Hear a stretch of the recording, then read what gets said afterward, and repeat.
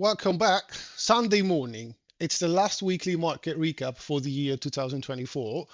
Hell of a year, right? Under a lot of different perspectives for markets, for global macro, and of course, right, for what went on into the world. Now, I'm not gonna stay in here and repeating and kind of recapping every main event which characterized 2024, but if you want something like it, I would suggest you this channel right here, Patrick Boyd's channel.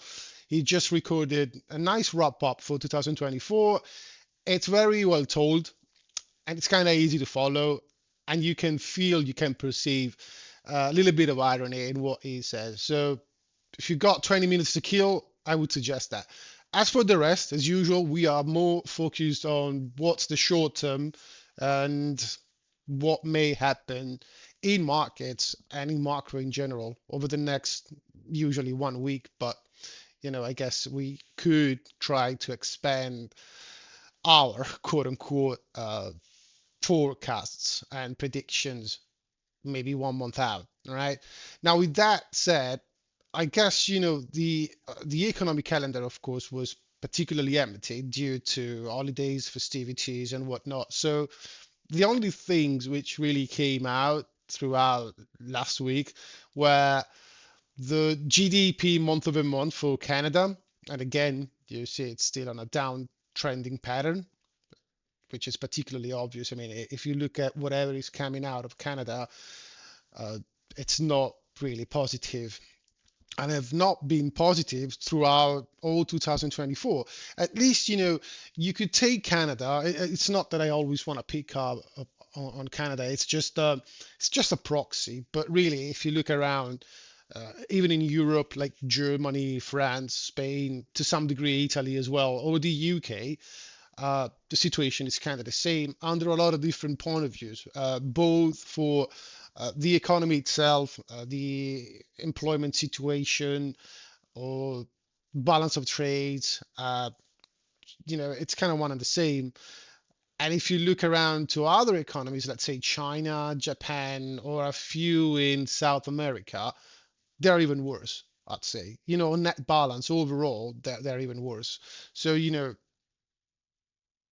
apologies to all the Canadians, but just be aware, I'm not singling you out, targeting you specifically, right?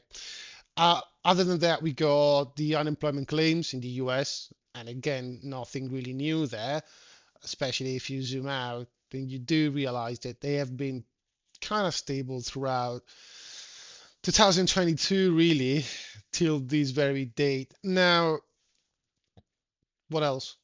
Core CPI in Tokyo. Do you really want to get there? Just for the sake of it, what we got? A little bit of a spike into it?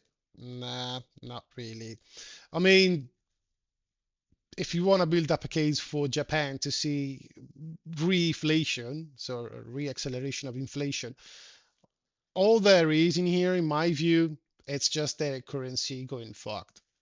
So naturally, if the yen it's really falling precipitously, and all your inputs are denominated in dollars, but a yen is falling against the dollar, it's going to bring in inflation because you rely a lot on imports for food, for energy, and for the raw materials that your industry needs. So that's all I would read into it. Nothing more than that, really. So let's forget the economic calendar because we don't get a lot for this week. And it just so happened, and many people might be happy about it, that we are not going to have a lot of real macro topics to discuss, but we are going to be more charts focused this week. All right. So let's start out with currency, starting out on the weekly time frame because it's the end of the year at the outset we just want to have a broad representation of what happened throughout the year. Now, starting out with the DXY as usual, you see now that I zoom out this macro range we've been in for quite a bit of time now. It's starting to break to the upside, at least it looks like at the current moment in time. We deviated to the downside into previous support, then we deviated to the upside, but we were always attracted around this equilibrium, right? So I guess it's kind of normal. Now, for a minute, right, for a brief minute, just think of these as it wasn't a weekly time frame, but let's look at it like a 1 minute time frame. The C price goes up, exhaustion comes back in, starts to get stable a little bit, and throughout all of these, you don't really know if it is a distribution pattern or if it is a reaccumulation up until the point you get into here and you get a bit more signs of what may come out of it. So, after a range like this is established and then you got a deviation on both sides, if you then have a false break, and like in this case, a confirmed break one way or the other, because you got the breakout, the retest, and the continuation, at that point you might say, okay, so maybe there is a little bit more juice into it to keep on climbing higher. Again, then after this analogy, you realize this is a weekly time frame, so you get back to reality, and you know that throughout a single week, there may be a lot of ebbs and flows in markets, but the general trend looks like always have been to the upside. And these 2 years basically were just a little bit of a pause. And then supposedly, for what we can read into the charts right now, continuation to the upside. Now, what does it mean for other foreign currencies? If you look at the euro right here, and if you then check the British pound, there is one nice relationship in here. Like you see that when the DXY went for these lower low on a weekly time frame, of course the pound sterling went for a high high, right? And the euro went for a lower low. So there is a little bit of a break in correlation because the euro and the pound as currencies, you would expect them to be closely correlated. And that's another reason why I kept my exposure as a European. I kept my exposure into the dollar because, if I still consider the DXY poised to go up and I see my own currency breaking a correlation, not only against the DXY itself, and by the way, I just want to remind you that the majority of the DXY is made up for the euro, right?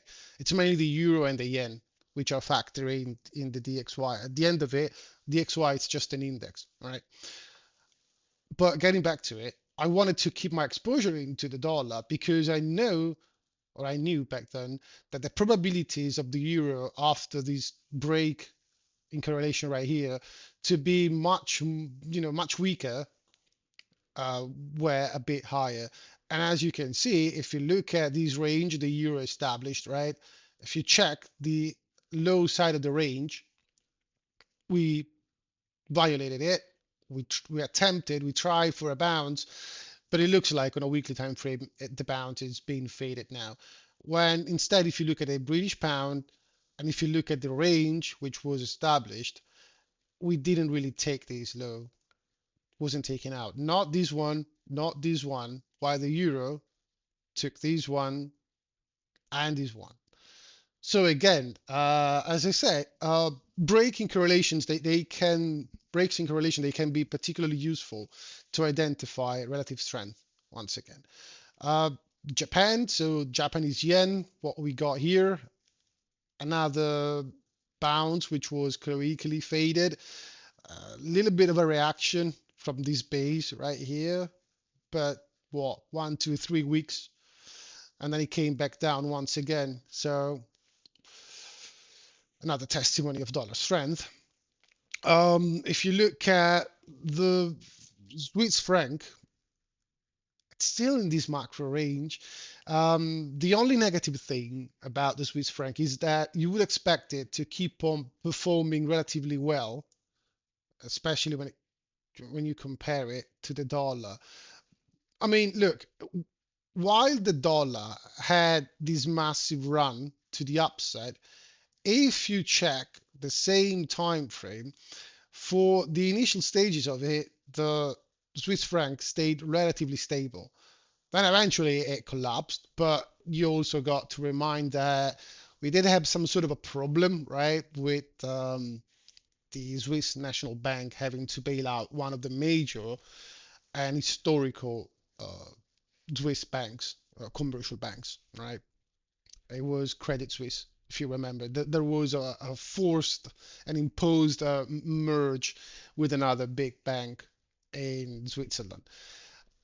Canadian dollar, it's, I guess, for me at the current moment in time, the most interesting, and I'm going to tell you why.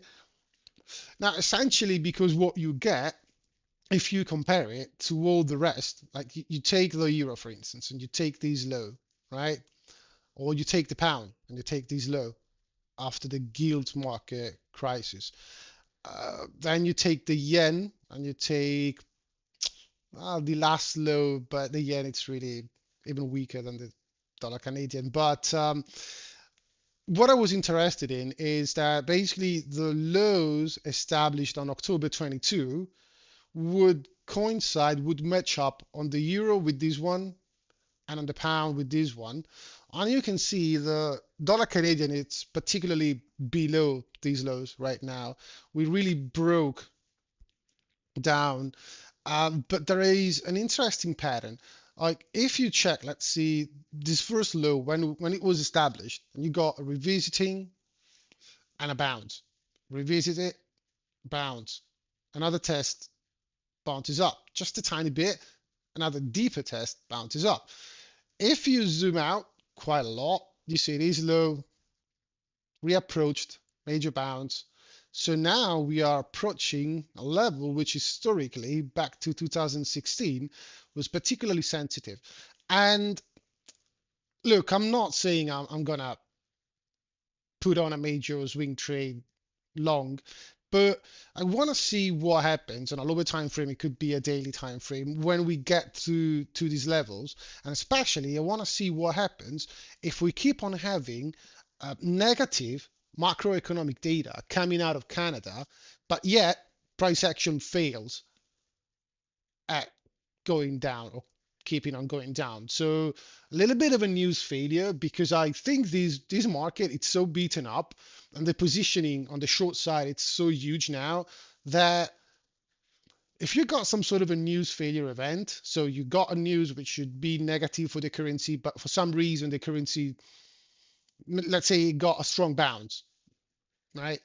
Then you know something have changed. And when you start looking at the positioning, you know that if this thing starts to bounce real hard, you're going to have a lot of shorts which will need to be closed, which could fuel a much sharp and deeper bounce.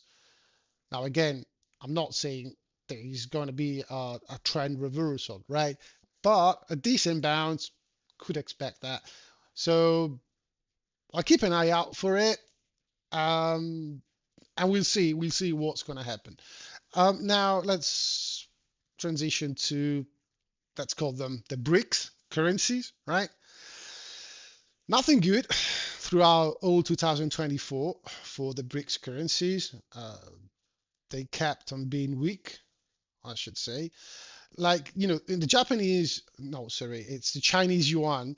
You got this massive run back when they announced the massive stimulus, the bazooka.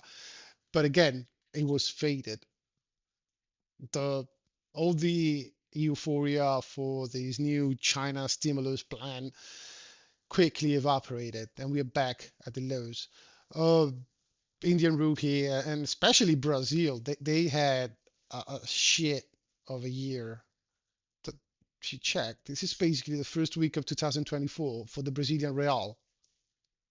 There's one direction only with no major bounces. I mean, yeah, you could say, "Yeah, this one, it looks like a good bounce. It was a weekly time frame, right?" Yeah, but overall, in the grand scheme of things, we never really traded back above an old high.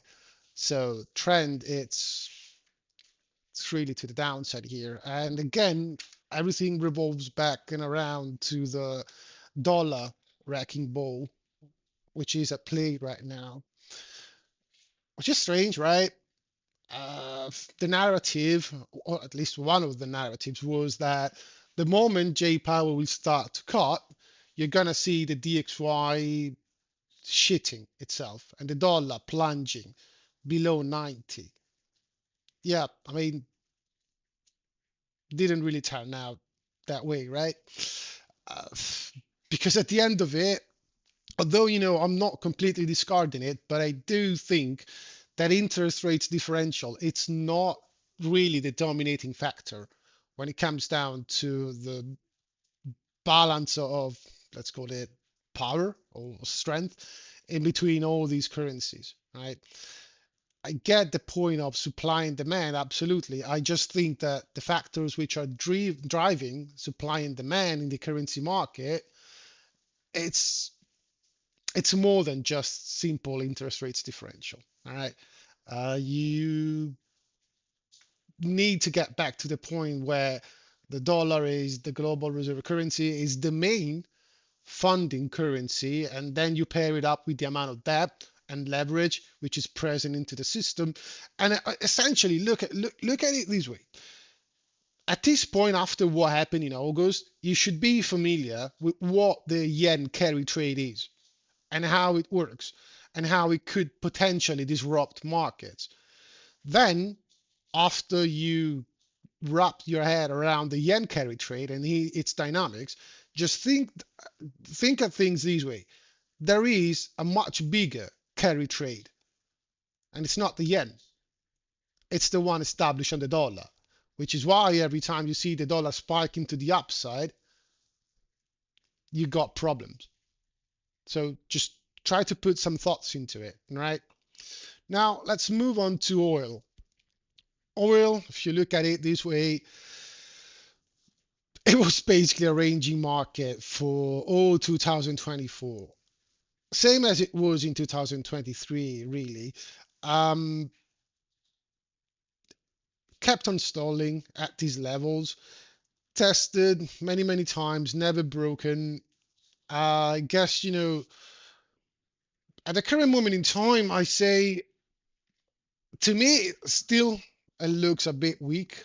Um, there is always the never-ending geopolitical premium that might hit it or might evaporate when things actually de-escalate. Again, I'm no geopolitical expert, but I look at the Middle East, just to name one, and it doesn't look to me like the things are really de-escalating there. Actually, I mean, even as uh, a not geopolitical educated person, but I should say we started a year where the conflict was basically in between Israel and Hezbollah, and now we got Lebanon coming in, Iran coming in, and now you got the problem in Syria. So it looks to me like the whole region it's getting more involved in this conflict for one reason or the other. Again, I'm not gonna deep dive in something which I'm not really aware of or I don't know the details of. But if anything, I should say the tensions are actually escalated. They went up, right? They didn't really went down. So, oh, wait, double, no, they didn't go down. All right. So that would suggest oil prices spiking to the upside, right? But I guess that would be balanced out by the fact that you got weak demand for oil because a lot of global economies are not really performing well. And if you check which one was the greatest marginal buyer of oil, that was China. So the fact that oil is not performing very well, what does it tell you about the Chinese economy? I mean, this morning I'm really having problems talking correctly. But I mean, give me a little bit of a leeway. At the end of it, I've been on holidays too, right? One interesting factor is let's check in conjunction with how the oil market moved. Let's see what happens to gasoline futures. They look kind of the same, right? Kind of look the same. I mean, yeah, Gasoline, it's a derivative of oil, so it's normal that those two are going to be correlated, right? There is no demand for oil, so consequentially, there is no demand for its derivatives, like in this case, gasoline. What is interesting though, although you might say, yeah, okay, so overall, it might just be two markets, and you would need to check a hell of a lot other markets. But what you might say is, so basically what you're saying is that there is no demand for energy. How does it work, right? Because we do know that you need energy to do whatever. Well, apparently we, as a global system, we don't feel the need to do a lot of stuff out in the real economy. Otherwise, our requirements for energy would be through the roof, right? What was interesting though was nat gas. So natural gas started the year with a huge drop. It was where in here, right? But throughout the year, we got the bottom in mid-February, came back up, it got stable in this dealing range. So it basically retraced all the down leg to the upside in the sense that there was a down leg and it came back up, feeling it completely, right? Then another drop, which, kind of was expected. You got a sharp leg down like these. It's usually it's not very likely that you completely recover it, making new highs without a little bit of a starter step. No, we got a little bit more of a starter step. We came back down, testing or retesting, should I say, the base which was formed. And after that, we pulled back in once again in the same level, so to speak, which would be this one, or maybe a bit lower, should I say? Maybe it was more over here, right? And consequentially, the move originating from this rejection was here, right?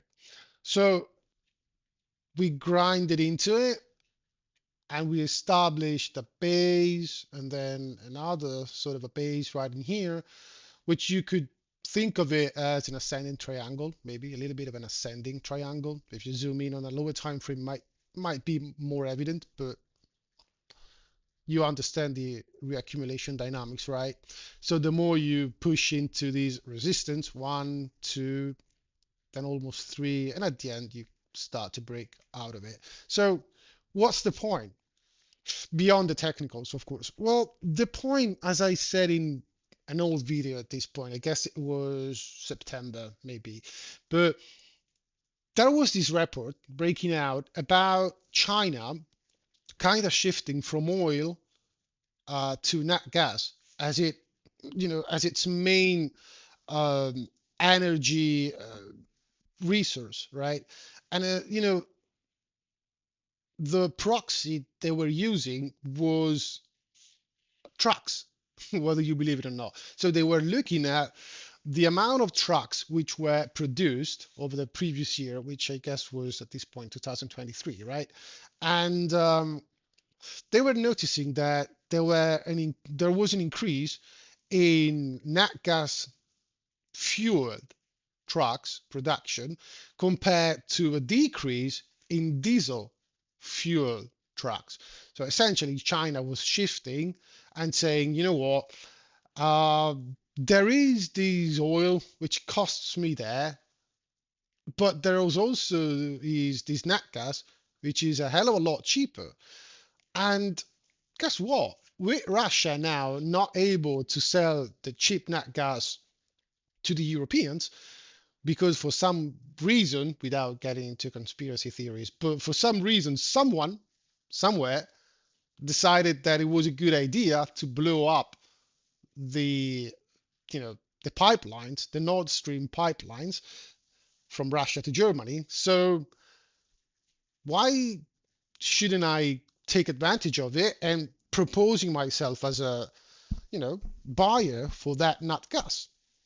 Russia will be happy to sell it. I'll be happy to have a source of energy at a cheaper price. So it's a win-win. And at the end of it, if we look at the geopolitical landscape, if I had to pick an ally, I'd be much more inclined to, lean to the side of Russia instead of the Western world, like the US and Europe. So, long story short, there was an arbitrage which was available to be closed in the energy market.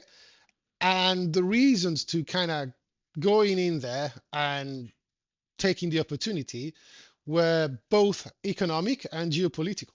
So, so I mean, why not, right? That could be one thing why you've seen nat gas having this little bit of an uptick over a longer period of time, and why did you see oil staying particularly stable, right?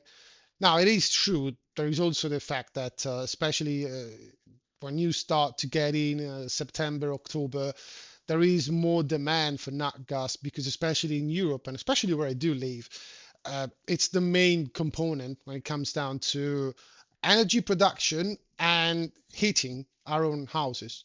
So temperature goes down, you need more gas to burn in order to fuel the heating system in your house, and don't need to say anything more about it, right? All in all, that contributes to a higher demand for nat gas. Thought it was interesting, and I guess it could keep on going ahead up until the point that arbitrage in between nat gas and oil it's closed in. Now, how do you close it in? Um, it could be with oil coming back down or nat gas coming back up to the point where the two alternatives are kind of the same price. So basically, there is no more an advantage in picking one over the other. It's just a rebalancing mechanism that the market might have, right? So let's check gold now. A lot of people are calling a top in gold, which you know, week by week, it's starting to look like one, maybe. Uh, of course, up until the point you really establish a long-term trend shifting. In this case, like you got a high, but I mean, unless you want to take these as a low, then you might say, okay, okay, so high, low, lower high. So are you expecting a lower low right here to say, all right, the trend shifted? Or you take this one and you consider that you already got a lower low and a lower high, so the trend is already shifted. I don't know. I think there are many reasons why gold could catch a bid. And again, everything ties in with what's happening geopolitically. I mean, I'm not the one bidding massive amounts of gold. If you look at what central banks are doing, and especially in the East, they're actually bidding it. Um, there is also this controversy by which the Chinese government is not really fully disclosing their holdings of actual and physical gold. For with some gimmick, with some deceptive type of mechanism, they are importing in more gold than what they're stating and reporting. Could this be? I don't have any type of tool to prove it, so I'm gonna I'm gonna just say it's rumors, right? It's just rumors, right? But if you look at what they've done over the last year or two, let's just say you wouldn't be surprised if they are trying to do it under the radar, right? But the problem with a prolonged downtrend in gold is that I see many levels at which this market could have massive bounces, right? Just highlighting a few of them, which they're not necessarily going to be exact because on a weekly time frame it's a bit difficult. You would need to zoom in on a daily time frame like these and see if they are matching up with something useful. So let's see. Yeah, to be fair, it's not bad. This one is already topped into. We are getting that rejection we discussed a few days back. Although, not a lot of conviction in this rejection. We got the initial test, secondary test. I mean, if Price is really fractal and NQ is a good teacher, after the second one, at this point you want to see it going to the downside. Otherwise, if it keeps on tapping into it, you might take the chance it's going to reclaim the previous level and getting back into the previous range. But keeping on analyzing the potential, again, potential downside movement, a little bit of another type of a bounce at this level for sure. Another one in here, so you could also isolate another type of a reactionary area right here. And of course, all the areas below might be good. If you want to check the daily and using it as your main time frame, I would also pick these as an area of attention at the very least. Now, of course, you would have this one. So, you start out from a higher time frame and then you start zooming in and you start refining all these levels because what's really uh, I'm not going to say crucial. I mean, it's very important, don't get me wrong. But what's really interesting is that depending on the zoom level that you apply, a price segment might seem efficient or inefficient and therefore much more prone to potential violent backfills. And when then you start to zoom in, you see that in that thick and girthy candle, you might get tiny starter steps, tiny shelves, tiny accumulations, tiny levels which have been created on the way up. And you can't notice them if you're just looking at it on the weekly time frame. But if you start zooming in and then you start to consider that markets they don't move in a straight line, you do realize that although over the long run, thinking that this market could really come back down, it could be a legit argumentation. The time component of it and the amount of potential bounces which should or could shake you out of your eventual short position are going to be, well, I'd say worth of a consideration. All right, so let's put it this way and let's leave it at that. Overall, I think, especially getting into the next year, I don't really think you're gonna see a full-on reversal on gold. All right, yeah, could come back down. I was already convinced an area like 2,400, more or less. I mean, in this pocket, right, in this base should already be an area of attention if you're looking at it from a long-term perspective. So that could be an area to look at to see how price reacts, and then decide if you want to add to your longer term exposure. Uh, if it comes back to 2000, big psychological level, right? Then you need to consider that, yeah, I mean, we got something like these, and at that point, it's a very strong base, especially when you zoom out. Something like on the monthly time frame is really evident, right? 2000 is structurally it's a good level. Psychologically, it's a round number. So again, even if it gets back there, what are you going to do then, right? I guess at the end of it, a lot of people are actually trying to forecast what what's the next black swan, and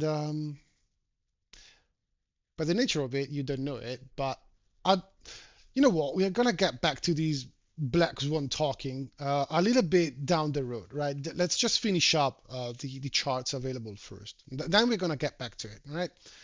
So let's have a look at Bitcoin. So again, good morning, bulls. If you want to have an erection, this is the time for it.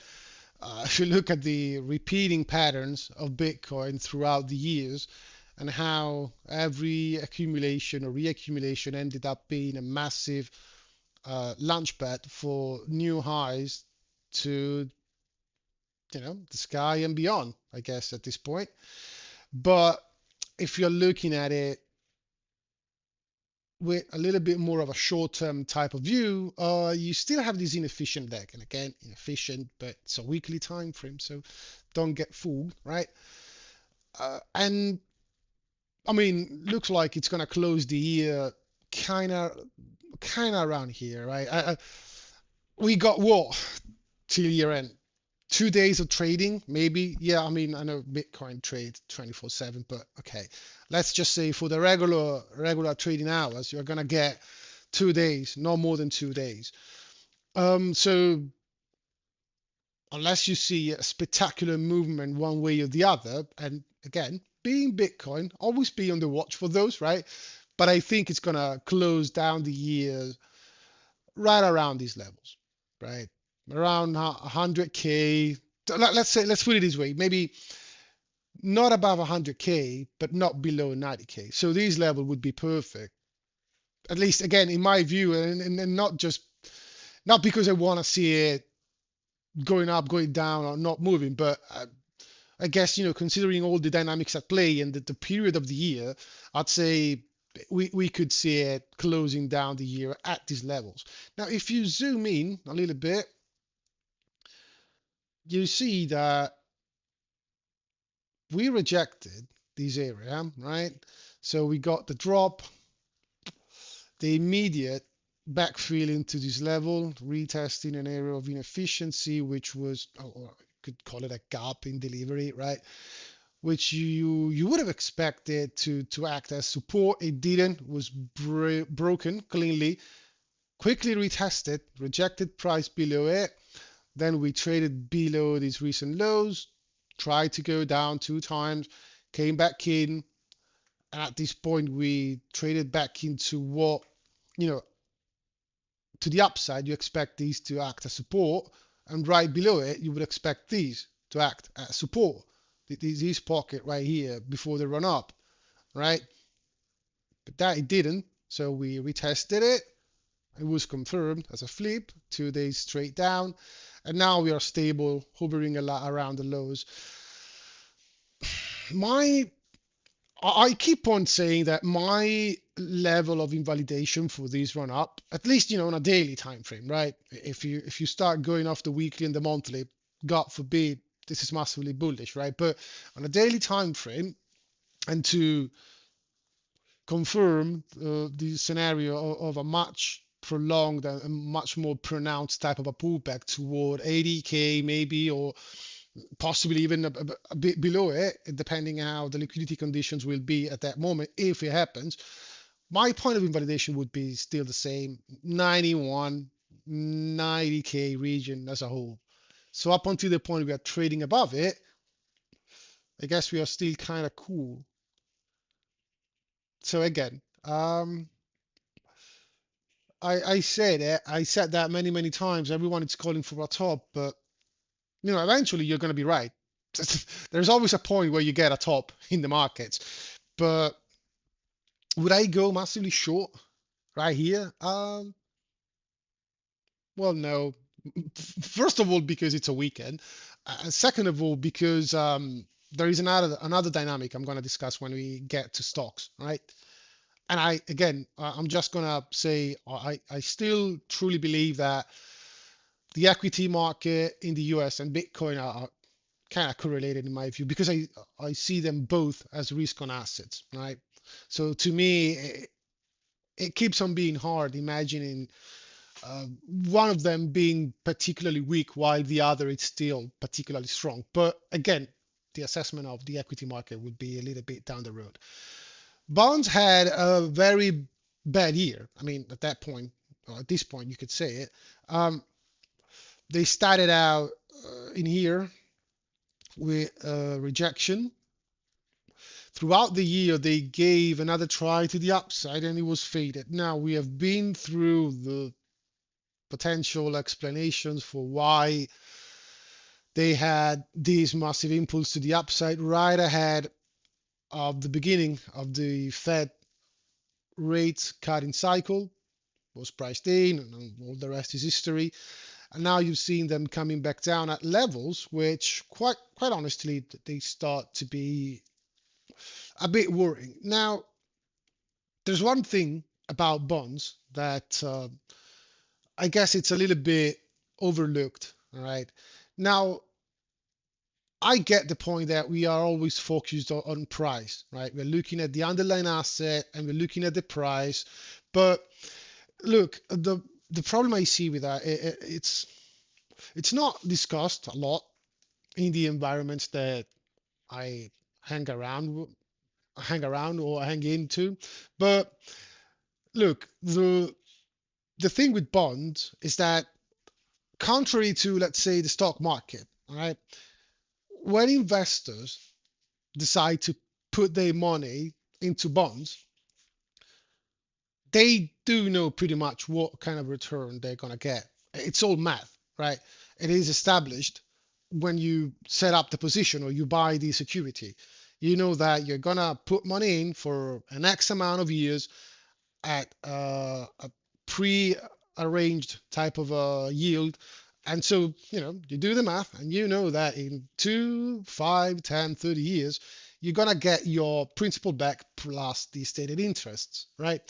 Now, on top of it, you might want to add the so-called risk premium, or it would even better to consider the term premium. So, you got this yield, but you need to lock your money in for this amount of years. So you need to discount into it or to factor into it the amount of other opportunities you are losing when you're picking bonds over, let's say, the stock market. So normally the yield you're going to require needs to consider that, right? And then you got your inflation expectation. So is the amount of yield that I'm getting compensating me enough for the expected rate of inflation I'm going to get? And a lot of what we are seeing, I guess, it's mainly driven by expectations. There is no really no surprise there. Most of the times, the markets, they just move on expectations. So I guess in this case that there is no difference. Even Jay Powell revised its inflation forecasts to the upside, and it might be why the bond market reacted like this. Now, there are many different things going into the price, the actual price of the bonds, right? You could also say, is this a direct consequence of these, the DXY? Like, I mean, think of it this way. Why did you see all these ETFs, which are bonds ETF, crumbling and basically collapsing? When did it all start? October 2021, you want to say, or maybe May 2020? Let's pick one. Let's pick October 2021. What happened in October 2021? I guess that was right around the time where the Fed announced the rate hikes, right? So what happens if you start hiking rates? You see the XY breaking out September, October, making a first higher high, breaking and shifting the structure, and then going for a massive parabola to the upside. Why? Well, if you expect the Fed to hike rates, your funding costs are going to be higher in the euro dollar market. And at the same time, you expect your holdings, your long term treasuries that you're holding as a reserve, to go down in value just because of the mechanics, right? The inverse relationship in between yields and on, off the run bonds. So would you start from running it, right? I mean, normally you might say, no, who cares? I mean, I'm going to hold to maturity, right? At the end of it, those are just reserves. And by the nature of it, if they are reserves and you got the DXY skyrocketing to the upside, and you have something like the shutdown, the China closing down because of the COVID pandemic, how do you think a lot of other economies outside of the US would be able to get their hands on US dollars if global trades are shut down? They can't print them, they can't get them via global trades. What do I have in order to get dollars and to roll over my debt or to contract new debt to finance my operations? Oh, wait, I got bonds. At the end of it, I'm not calling them reserves for no reason. They are there for the rainy days. So I need to liquidate all my bonds to get the dollar liquidity I need. Am I happy to do this? If I'm China, let's say, I'd say no because I'm taking a massive haircut. I'm selling my bonds at a discount basically, but I'm so desperate for liquidity that there is no other way for me. And I could go for China, and I guess it could go a lot for Japan, right? Because again, if you remember, in the beginning we discussed the yen and we discussed the fact that a lot of stuff in Japan are basically priced in dollars when it comes down to importing food, energy, raw materials. So all the input costs are, for the most part, denominated in dollars. So what happens if you cannot acquire dollars? You sell your reserves first, and if it's not enough, you're gonna start to sell your currency against the US dollar to get the dollars liquidity you need. So is it just because of the rates differential? Is it just because of foreigners sticking the middle finger to the US? Is it because the world is now thinking that the US government is going to be insolvent? Or is it just a matter of liquidity? I'm not trying to give you the one right answer. I'm just trying to put up this thought experiment by which if you see all these things being linked together, you can't just bring it all down to one single common denominator by which, yeah, I mean, the US government's gonna it's gonna be fucked. Oh yeah, you know what? These are the BRICS. The BRICS are de-dollarizing. And even if you believe they are, and I do believe they are, I do believe they are trying to, right? This is a very costly way of de-dollarizing your country, economy, or whatever. And again, are you doing it because you want to do it right now, or are you forced to do it because someone there in the States, like Jay Powell, is bringing up Fed funds at the fastest pace in history, and he knows very well that although he can mask it under the premise of we need to take care of our domestic problems, he knows that he's gonna put massive pressure on all the other economies around the globe, right? Maybe that is not its primary goal, right? To stress both quote unquote enemies and allies, right? And to starve them with dollar shortage.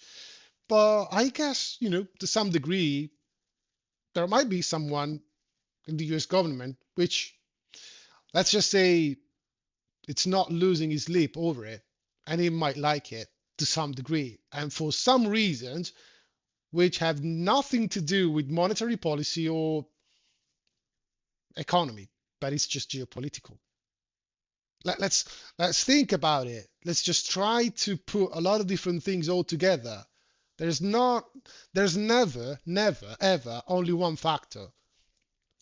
Now that being said, after this huge tangent, since it's the end of the year, I should also say that if you remember that video about Paul Tudor Jones, it looks like there's actually a reason why why he is a millionaire or a billionaire. I'm not, because at the end of it, although it is claims about inflation and whatnot, right? They keep on being objectively false if you look at the fundamentals. But what matters, if you are a trader or an investor, is that your thesis plays out in the price action of the underlying asset you are making up or building up a case for. So eventually, gotta be honest, gotta talk spade to spade and saying the man, as for the price action in the market he was kind of concerned about and he was betting against, was right. I mean, there's no other way around it, right? Um, gotta be fair, gotta take it like a man and saying that if the market is proving you wrong, you're wrong. There's no other way around it, right? The fundamental case for inflation then remains to be seen. Um, I mean, at the end of it, inflation is what in the US? 2.6, 2.7. It's not like it spiked up back to 5, 6, or 7. So again, the quote, there's no other way than inflation, up still don't see it. But as for the bonds, it was massively right. And since he is a short-term trader, I bet he made a hell of a lot of money with this move in bonds. But so kudos to him. And just a quick reminder that there's always something to learn. And the best way of learning, oftentimes, comes from mistakes. Right? So closing down the parentheses on bonds, let's just look at, I mean, can look again at these, but just to highlight the relationship in between the different returns that you've gotten by being exposed to the tech sector or the big caps or the S&P in general, and to some degree even the industrial sector against the small caps, as in for the Russell, right? I do like this emoji a lot when it comes down to the Russell. Yeah, I mean, it's just to have a little bit of a fun, but I, I guess it delivers the message quite interestingly, right? Why everyone is going up, the Russell can't. Again, there must be a reason for it. And the reason is always the same, you know, financing capabilities, abilities to grow earnings or whatnot, liquidity, right? I, I, Sometimes I'm surprised to realize that not a lot of people are actually thinking of it in terms of liquidity. Like, say, I'm an hedge fund, I'm a money manager. If I need to park a few billions in some asset, what asset would I pick? A small cap, where first of all it's difficult to get in because I need to deploy a hell of a lot of capital into it, but at the same time I don't want the price to move around a lot, and then goes for exiting there. If I need to exit that market, then how can I sell a lot and getting out of my position without moving the market to the downside a lot, right? While if I got something like Apple or Google, I can throw in or extract from it billions, and the market might barely move. So liquidity plays a role even when you need to decide where to park your money, even if it is just temporarily, right? People don't seem to think of it. At least, again, people I know, but I'm consider myself an amateur, so it might just be that I'm still I'm still hanging around too many amateurs. Who knows?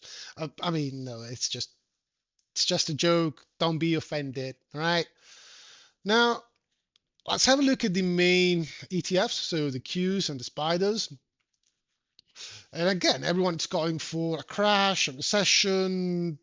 Yeah, I mean, eventually it will come. Actually, I discussed after the last FOMC meeting, which might be the signs of something really cracking now in the real economy, mainly the labor market starting to be much more grim today compared to what it was in the middle of 2024, right? But we're not there yet, or at least, pay attention, at least the market doesn't think we are there yet, okay? And if you look on a weekly time frame, there is still there is nothing wrong. I mean, you might say, okay, if you look at the RSI, you want to check the RSI, there is a little bit of a divergence. Yeah, there is, but guess what? There have been many, right? Many of them since July.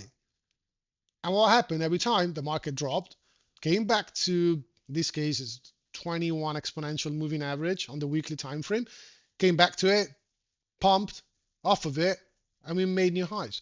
So divergences are always good to spot temporary weakness in markets, but let's just remember that up until the point you don't have a structural break or a trend reversal, they're just short-term fluctuations.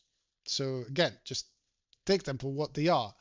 Now, if we zoom in, let's say in a daily time frame, what we got, it's, you know, we talked a lot about the Santa Rally and whatnot, which it's just seasonal tendency, right?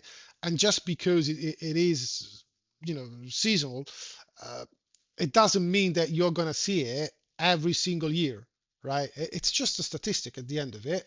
So, for instance, let's check these out because I got these conversations throughout the week, right? So you can see that basically starting from the 50s, I mean, this period of the year where you see stocks going up, Santa Claus Rally in this case, SCR, right? 73, 70, yeah, 73% of the times you got it, right? So, I mean, it's not bad, right? It is also true that 25%, it's not a percentage that you should discount. So there should be at least no surprise, while this year might be one of those years where we don't see it. Now, on this topic, what you might say is, okay, now if you keep wanna retain these expectation of a Santa rally, you might say, okay, now really all the dynamics about portfolio rebalancing, loss harvesting for fiscal reasons, everything is under the bridge now. And in the first 2 days of the year, so starting next week, essentially, you're going to see money manager and portfolio manager starting to deploy capital for the new year because, historically, the Santarelli ends as a seasonality period after the first 5 days of January. Okay. So it should start around Christmas time and it is, extended into the first, let's just call it the first trading week of the year. Now, so let's see what happens. There is Wall Street is full of old sayings, right? There is another one, right? So goes the first week of January, so goes the month, so goes January, so goes the year. As for the returns which are expected. So if you got a first week of January, that would, again, seasonality, it's not guaranteed, but seasonally speaking, right? That should set up the stage good for the month of January. And if the month of January closed particularly positive, that should set the tone for the rest of the year. Now, again, it doesn't mean that from January to the end of the year, you might not gonna get a lot of volatility. So, the year might start out well. Then you go a 10, 15% drop throughout the year. Summer months are usually the main candidates for those type of drops. But you got a little bit of a rally into year end. It's kind of what we've seen in, I guess it was 2022, right? And again, it's not to say that because we've seen something like this one year, it's going to repeat itself this year, next year, or whatever. It's just to see that sometimes you got something like it. So just just be aware of it. Now let's zoom out on a weekly time frame because otherwise it's going to be a mess, right? But if you check, that was 2021. You see, January starts out with a drop. We got pullback in March and another drop. A pullback, drop. And, at the end of it, we get back to October,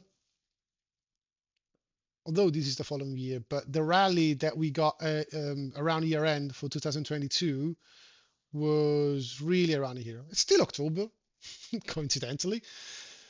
October, November, the market starts to rally.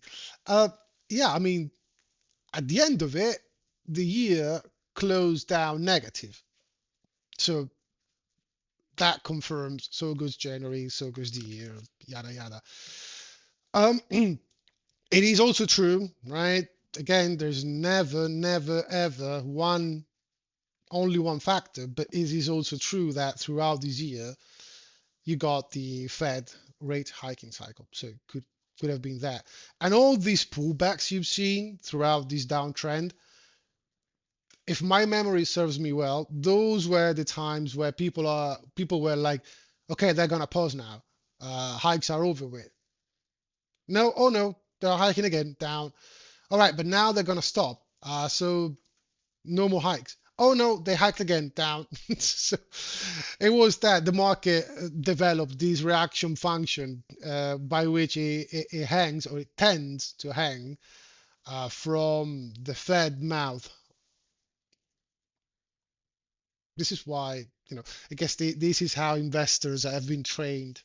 Um, Before getting into potential outlooks for 2025, there was something particularly strange. I was listening to this podcast. I guess it was Michael Pento, and on the topic of trying to come up with a potential black swan event which could send the market down for a 30, 40, 50% type of a drop. It was like, you know, one potential black swan might be that the market has a downturn and this time the Fed doesn't step in. And I was like, yeah, it would be a major shift, something really new that the market may not be prepared for. But the counter argument for it is that every single time we've seen some sort of a weakness or real drop markets, the Fed always stepped in. And it's not just under a perspective of monetary policy or whatnot. It is, I guess, in my opinion, it is just political. Would you want to be the ruler, the governor, the president, under which watch the markets drop 50%? And although you might think the Fed is an independent agency, if you got something like it, you better be sure that all government officials will stand in line outside of Jay Powell office, demanding him to drop rates, restart QE, injecting massive amount of liquidity into the system. And not only that, not only U.S.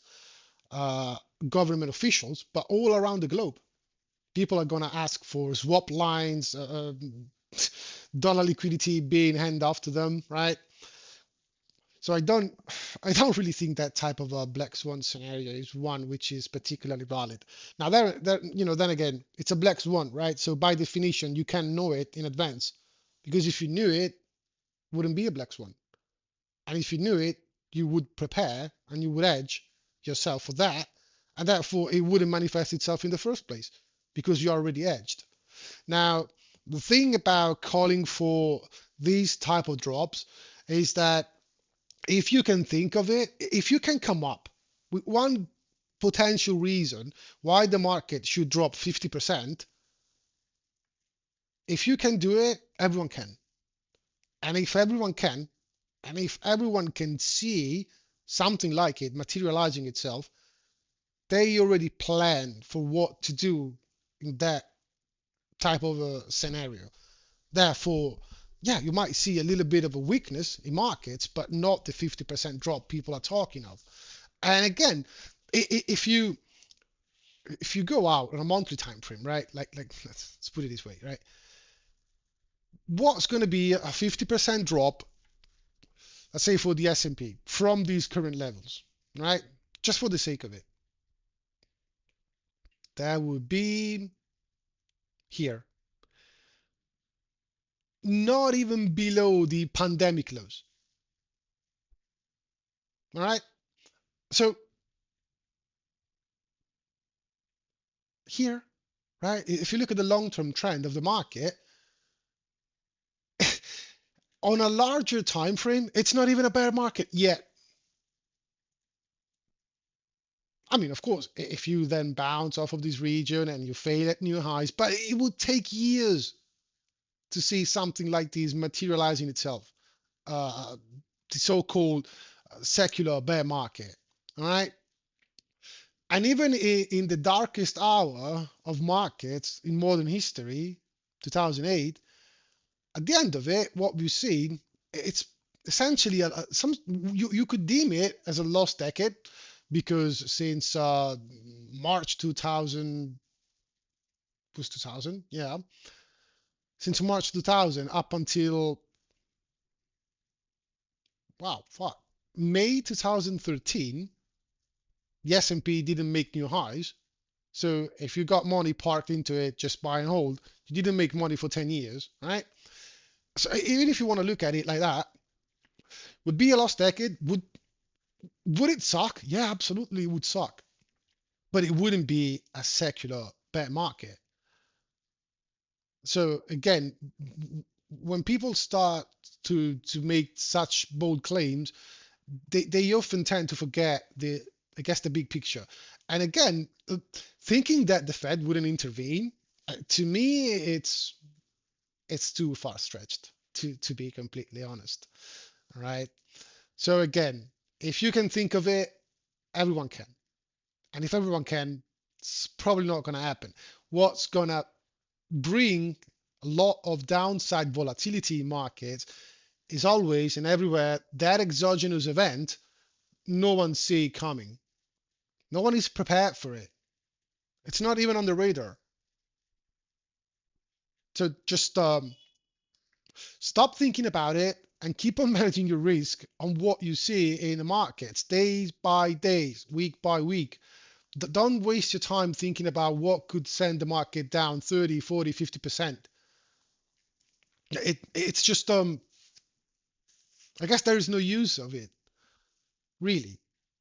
There are many other things that could help you managing your risk, but trying to go so ahead and especially going that forward in time, there's something about predictions that I think predictions are good for maybe the next month. After 1 month, nobody knows what's going to happen, right? So it's kind of pointless. And speaking of predictions, right?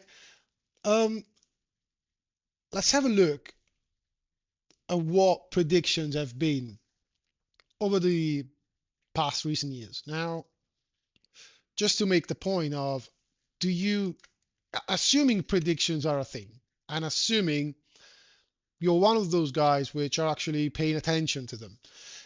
When it comes down to all these reports and analysts, especially Wall Street analysts, which are giving out their predictions or their assessment for the next year, their outlook basically, what we can see, starting out with, say, something like this, right? So in 2022, or should I say in 2021, Goldman Sachs predicted a 9% type of outlook as for the returns of the S&P for the following years, which would have been 2022. So while the forecast was this one, the upper line, the upper arrow, that was reality. Not, not such a strong prediction, right? Didn't pass the test of time. So the following years, what do we got? We got analysts thinking that after 2022, right, they were wrong in 2022. So now they were forecasting a much tuned down type of outlook. So tuned down expectations. What happens in reality? Markets went up like a lot more than that. And then what happened the following year, which was this is this is it. This is it. All right. So again, predictions and forecasts are always useful for who? For the ones which are actually compiling them. So again, would you trust predictions so much? Like I wouldn't, right? Another interesting thing is this one. These are the estimates for the earning per share, so EPS. And This is curious, right? Look at this. Not only you can see by all these dotted lines, the different times. So you got Q4 of 2022, Q2 2023, and on and on and on. And at every single point in time, analysts came up with estimates for future earning per share. What's interesting is that when you look at the actual reported earnings, they never lived up to those forecasts. Now, these dotted trend line right here, these are a linear regression or a trend line for the path of earnings. And although you can't see it in here, these goes back to 1929.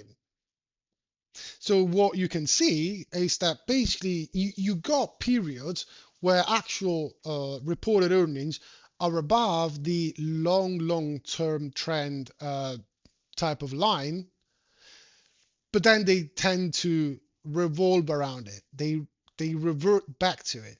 Then they stay below it for a while. Then they tend back to it again. So the next level might be the next level. The next step might be getting back above the long-term average once again. Curiously enough, and again, it's not reported in this one single image, but what you get, or at least the moments where you get something like it, so actual earnings being reported higher than the long-term trend, it's when you're getting out of recessions because you got that massive boost, that massive bounce in economic activity, which you get when you're basically bottoming out after a recession and you are reigniting the economic machine. So 2021, what happened before 2021? Oh, we got 2020 pandemic, economic shutdown, all the world locked in, right? Plus all the stimulus, the student loans forgiveness, PPP, whatever, check, checks to households, you name it. This is why you overshoot the long-term trend when it comes down to earnings. Uh, Here's the interesting part. Although actual reported earnings never lived up to forecasts and expectation, especially over the last 2 years, the market just gave fuck all of these. Like you would expect, all right, if we got expectations like these and the market is positioned for these type of expectations, if these expectations are not met, the market should reprice lower. No, the market just kept on climbing higher, as we've seen, right? So it tells you that at the end, these forecasts are just, in my opinion, they are not really worth being followed. Everything revolves around liquidity. Do you got liquidity getting into markets? Do you got inflows? Yeah, cool. Market is gonna go up. Don't fucking care about earnings. Uh, so, and again, earnings only matters over the long term. Over the long term, they're gonna matter. Sooner or later, the market will need, or at least stocks evaluation will need to get back to economic reality. But in the short period of time, could be 1 year, 2 years, what have you, price to earnings are just there to reflect the level of psychological exuberance because investors are willing to pay a higher premium on the expectation that sooner or later those forecasts per earnings are going to be met. All right. So again, it takes a lot of time to have this process where you get from a situation which is particularly stable, then it gets completely out of whack to the upside, and then it needs to mean revert down. But it sometimes it takes months, if not years. So when you look at these forecasts, when you look at these price to earnings type of uh, estimates, always take them with a grain of salt. And it gets even crazier than that when you think about a report which was conducted. It was a study, as you can read into it, conducted by Mr. Brown, Mr. Cole, and Mr. Clement and Mr. Sharp. So basically, they were interviewing all these analysts, right? And it's kind of cool to say it, but look, look at this way. You see that analysts are not basically paid, right, for the amount of profitability that their recommendations actually delivered, nor for the accuracy and timelines of the earnings forecasts. In that priority, the main reason why they are paid for is the industry knowledge, your standing in analyst rankings or broker votes. So I mean, it's just on what reputation, but professional integrity. That was laughable. What is the professional integrity if you are recommending something which then comes out to be shit? I mean, I don't know, right? So again, just another reason why when you think about all these forecasts and analysts coming out with these rosy outlooks, think about this way. Before I get that, think of it. How do analysts actually rank their type of clients? Look at the retail. The retail clients are on the bottom of the list. So is it in your best interest as an investor to pay a lot of attention to what these analysts are forecasting or the report or the outlooks that they are presenting you? Would you think your family banker is more uh, interested in making you money, or is he more interested in selling out to you what he needs and what he's told to sell out to you? If you are a retail investor, just know this. If you think your friendly neighbor, family banker, or financial advisor down at your local bank is there to make your interests, you couldn't be farther from the truth. He's there to unload on you the shit that the bank most likely want to unload off its balance sheet, right? And if you listen to them every time you have a bad year, they're always like, yeah, but you got to believe in the long term. Yeah, keep on believing the long term. While in the meantime, you are down 10, 15, 20% on your portfolio. While in the meantime, you have been sold out and you have been presented with opportunities which are really a shit show. Like, keep on investing in international. Why don't we invest in China? It just takes a Google research to look at the long-term returns of something like the tech sector or the S&P alone in the US versus what China did, what Japan did, what Europe did when it comes down to indices, for instance. So just a broad form of investment. There is no comparison there. The US are basically outrunning every other region or nation in the world when it comes down to financial markets over the last 20 years. So what good is for you to keep on listening to these puppets? So do yourself a favor. If you want to manage your money, just start to open up your eyes. And if you want someone else to manage your money, do your own diligence and find a good financial advisor or money manager. But please don't go down to your local bank asking them to manage your portfolio. It's not going to work out well for you over the long run, right? So this is what they do if you want to end up on a little bit of irony, all right? Their guesses are as good as mine or yours.